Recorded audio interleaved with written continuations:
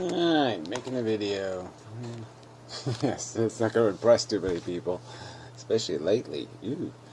Anyway, just the making of video number 2. And I guess I'll get to the point of the stories. Stories related to the big conversation.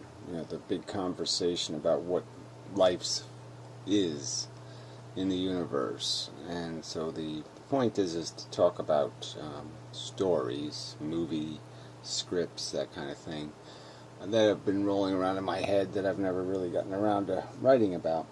And one involves kind of the conversation that might take place, where a civilization would be deciding what to do with its destiny, recognizing certain limitations, certain futilities of existence, and that we're just, we're just carnival goers. We just want to have a carnival to go to be entertained.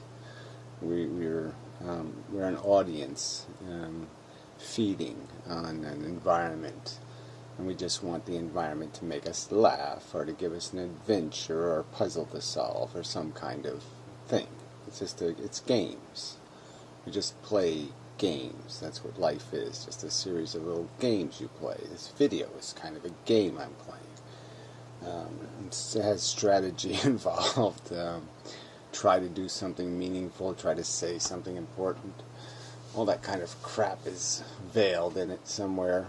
And this is the dilemma, let's say. And so, in one vision of a story, every 1,000 years, let's say, there's a little node of what's left of life on Earth, let's say, human life.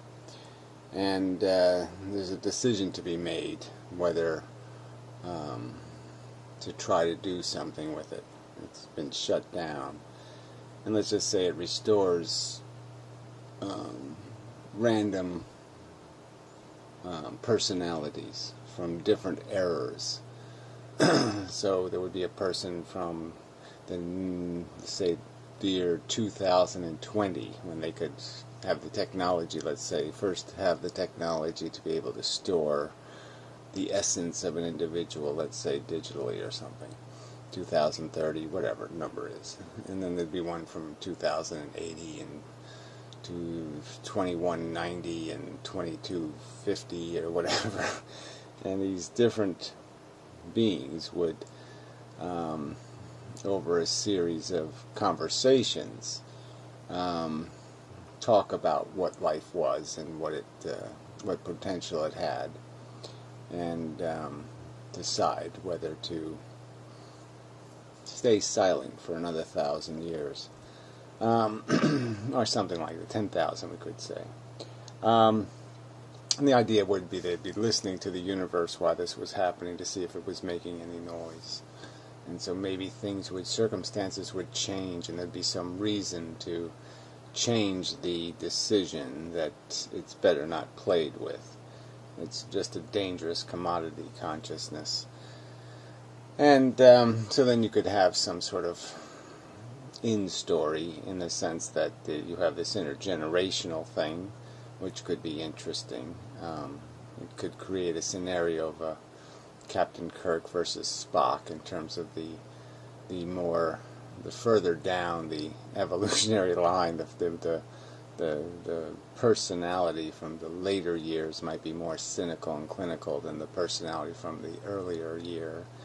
And then you can do the man-woman thing in there too, and create a whole romance thing and something like that. So that's one theme of an idea.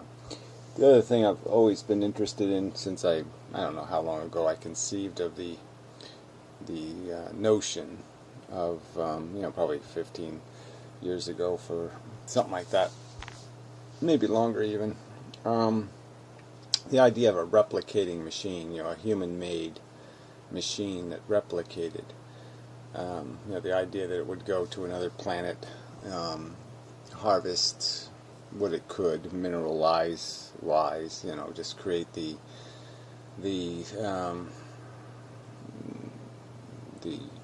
substances needed to synthesize a copy of itself, to construct a copy of itself. And theoretically, there's no reason why such a machine couldn't be built, a self-contained little mining machine, that puts pieces together, parts, and especially if some parts were, like say it was given 100 CPUs to start with, or 1,000 CPUs even, some of the parts could be created, and then it could copy itself 1,000 times theoretically before it ran out of parts. But even, like I said, I think all the parts could be synthesized or built or created. And you create some sort of scenario where either these machines, a civilization decides to release one of these. You could do it a lot of different ways. You could have this as some sort of alien device with an alien intelligence, and the human race has to argue with it.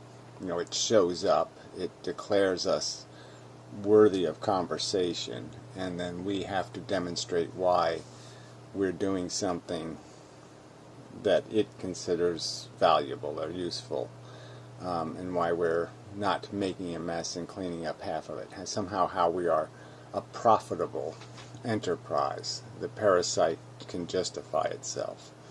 What the hell is that? Anyway, it's not the camera I'm using, so I guess it doesn't matter.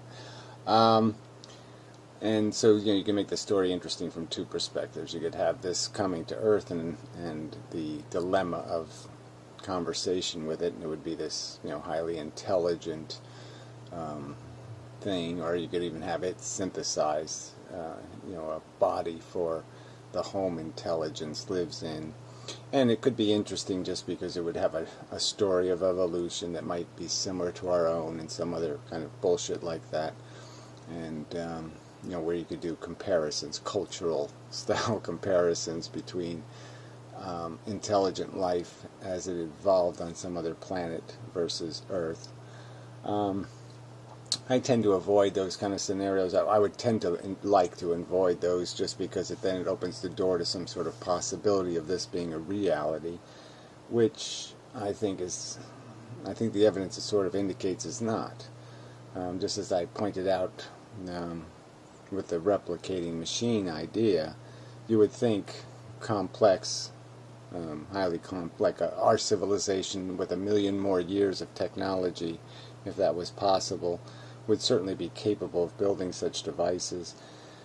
And you would think anything in the universe with the capacity to make them would set them loose with, regardless of intention. It could just be a hello machine, some sort of smiley face that shows up and just says, hi, I'm from that galaxy over there, and it's taken me, 3 million years to get here, and that kind of thing. And the interesting scenario too would be is the machine would obviously have a capacity, if there's some sort of failure, to mutate, for the program to break down, and for it to incorrectly copy and create a whole evolution in itself. The machines could end up evolving, which might also be an interesting scenario. But that forces you to create one of these little plot flaws I talk about, which is you'd have to come up with a reason why, having knowledge of how life works and having knowledge of how how to create things in a more fail-safe manner, how we wouldn't, or how an intelligence wouldn't create a replicator that would be incapable of making that mistake, because it would have copies of the blueprints and it could error check. Something biology didn't do in its evolution, because it started from just raw chemistry, and wasn't a deliberately built and sophisticatedly, precisely engineered replicating machine. Where somebody who's building one on purpose, a scientist, a thinking device that's building one on purpose, wouldn't make the same mistakes biology made. In terms of creating a device that creates many more monstrosities than it does improvements. That, as engineering, would seem stupid, and the selection mechanism in the universe would seem so crude that you would end up with a machine that didn't have that would have little likelihood of retaining its function if you allowed it to evolve, because the function of just replicating would become all that would matter, and so it would just end up being the machinery of replication with little else attached, until it became so prevalent in the universe that it had to compete with itself, and then it would run into the same dilemma that all the old replicators had consumed all the minerals or something, which is an interesting scenario. I mean, I haven't done the math on it yet, but if you could figure how many replicators, what's the growth rate of replicators if you set one free, and it took 100 years, let's say, for one to copy itself. That's creating a long time frame. Say it takes it a very long time to find a suitable asteroid or planet to land on and do its mining and find enough resources on that planet to accomplish the task. Giving it 100 years is giving it a lot of time, because clearly once you've developed a machine capable of doing this stuff, it doesn't seem like it should take it that long to do it. But anyway, that's an outside number. But even if with that kind of time frame, in universal time frames, you're talking about a lot of machines can be made, in the billions of years the universe may have. So anyway, an idea on that theme I had was an idea like future generations decide to build these machines with the negative purpose of sanitizing the universe, negative from the common human perspective. And then there's some sort of takeover or annihilation of that civilization, and humans have a world war or whatever, and the new occupants of Earth take on the pattern of the old occupants, being life affirmers and all of that stuff.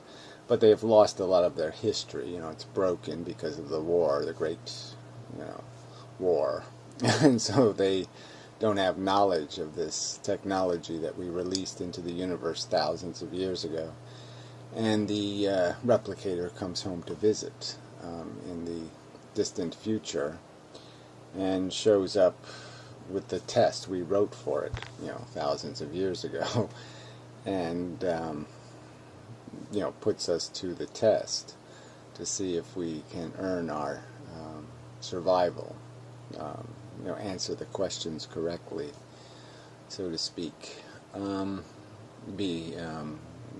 measure up to the standards. And maybe there'd be something that'd be very interesting as we're trying to discover what this thing is. It's almost like the first Star Trek episode, unfortunately. It's too bad they made such a mess out of that episode, because it was an interesting scenario. But yeah, at the end, the punchline, would be the realization that this isn't some foreign entity come to attack, but merely our own previous variation, and such. So another scenario was with the replicating machines, is that I could take that and turn it into a thing where a consciousness is stored, a brain, a biological brain. And if two replicators come within contact of each other, then those two replicating machines will share data. And what would be shared also is the agenda of an overview of the primary directive. And so both of them would awaken this biological unit, and then those biological units would evaluate the function of the replication, and whether it's worthy, whether the directive is appropriate or something like that. You could do this breeding thing where there'd be some... Yeah, that's a little hard to do, though. You know, in the sense that the new machine would need a new biological director, and that you know, there'd be a child would be raised to be the occupant, you know, on the new replicator. Something like that, you know, some sort of parallel to the Earth dilemma. Maybe the dilemma could be of whether somebody the entities could have some kind of debate about the ethics of you know, creating this new biological unit that's going to be in this. I was thinking of it being in a virtual reality state, because I love the idea of having a, you know, Matrix style theme, in the sense that a brain is in you know, a very complex virtual reality, you know, where it's in a beaker and it is wakened out of that.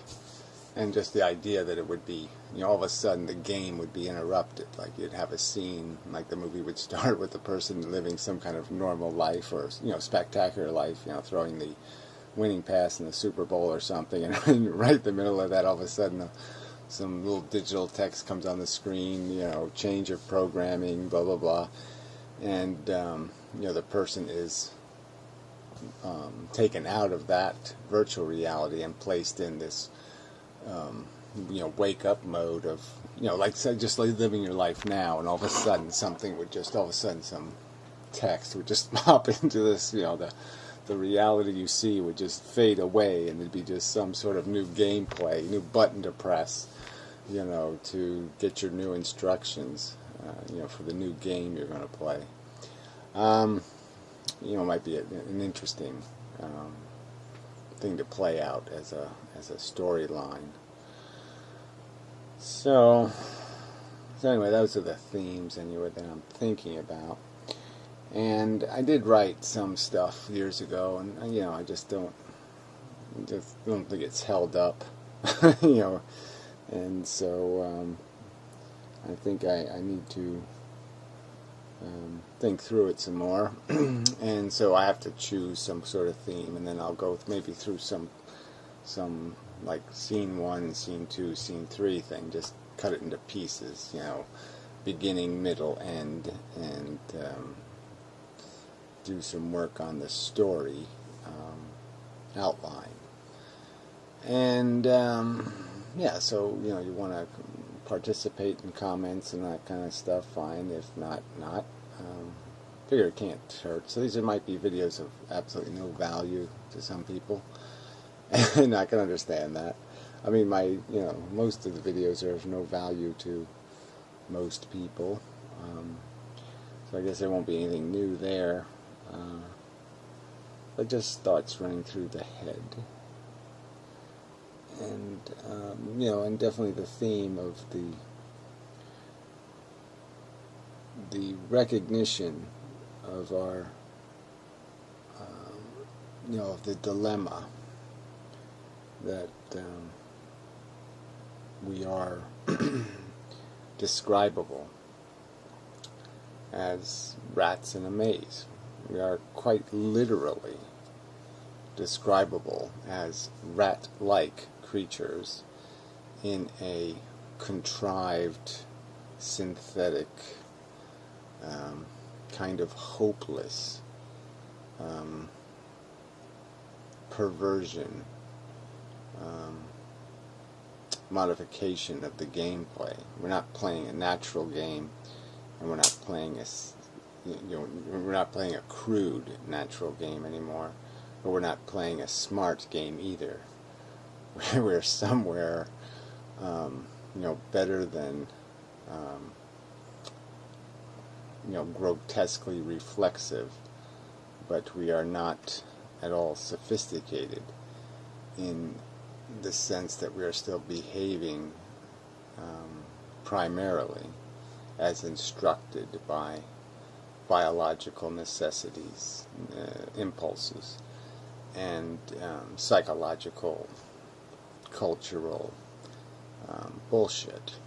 that has oriented us and defined the nature of our desire and impetus to play. What we need isn't being defined by the best parts of our brain. Needs are being still defined by the crude biology and the not much better than crude, I don't even know how to describe it, but the almost erroneous and arbitrary conditioning of pop culture kind of it's not random, but it's just the outcome of a non-sophisticated filter. It's not the winner of the culture wars didn't win the contest by some sort of rational standard of brilliance or sensibility or character or class or something meaningful. It was just a stupid circumstantial victory, just decided by silly circumstances. Whether there was ice on a sidewalk somewhere, and whether somebody fell down and cracked their skull, and he would have been the person who invented something, or the world changes and migrates through time, full of silly, idiotic, nonsensical permutations of chance outcome. It's not chance. It implies some sort of randomness to it. Like I said, it's all determined, but there's no structure to what has been determined. It's a determination of just a crude functional mechanism.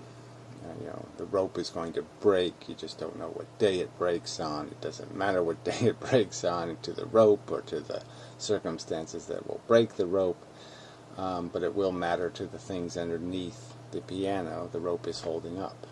Kind of bullshit. The two things aren't connected. The circumstances deciding fate have nothing to do with a recognition of how important fate is or how important the course of the evolution will be, how necessary it is to walk up the stairs in the right order, kind of thing. That you can't jump from stair 23 to stair 3, kind of thing. You can get up the stairs that way. So, yeah, that was enough of a video. I mean, you either get this or you don't get this. I just fear it would be good for my own, get myself motivated. It's just one of these many projects I have in the back of my head, that these are the kind of vehicles that are going to be necessary to, it's not enough just to argue a philosophy. You have to argue it through this, emotional mechanism of adventure and storytelling and fantasy. I guess that's the key word. You have to help people feel a philosophy, perhaps before they can think it, or at least sometimes simultaneous with the reasoning. They need the right emotions to go with that reasoning, and sometimes that requires the creation of a backstory, a kind of empathy and sensitivity to something's position. I could probably think of some examples of that, but you could probably just take a character like somebody like a thief or something. If you gave him a good backstory, if you gave him an empathetic story of hardship and trauma, and you could make the perception of the individual radically change. You could go from the same character would be loved or hated based on the context. you understood. The backstory you understood. Yeah, something like that. So yeah, that's enough. I already said it's enough, but I think I'll say it's enough again.